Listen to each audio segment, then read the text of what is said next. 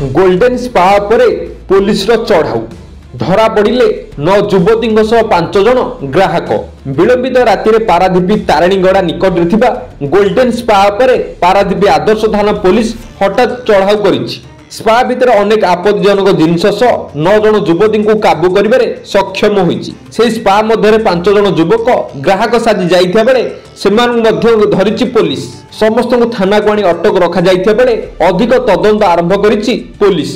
युवती माने किभली बंदर नगर को आसीथिले ओ तांकु किए आनिथिला एवं ग्राहक माने सब किए सेमानक ऊपर खोलताड़ आरंभ करिछि पुलिस। दीर्घ दिन धरि स्पा नाम जैनिक स्वामी स्त्री साजिथिबा दुई पुरुष महिला एठारे देह व्यवसाय चलाउथिबा चर्चा बढ़िबारे लागिथिला। युवती और ग्राहक पुलिस धरिथिबा बेले उक्त स्वामी स्त्री साजिथिबा पुरुष महिला फेरार हेबारे सक्षम होइछन्ति। बंदर निषेधांचल मध्यको आसुथिबा अनेक जहाज रे आसुथिबा क्यू मेंबर ए स्पा को जाई मोटा अंकर टंका देई देह सुख पाउथिले बोली कुहा जाउछि। पारादीपरु संजय सेनापति रिपोर्ट डुमाणी टीवी।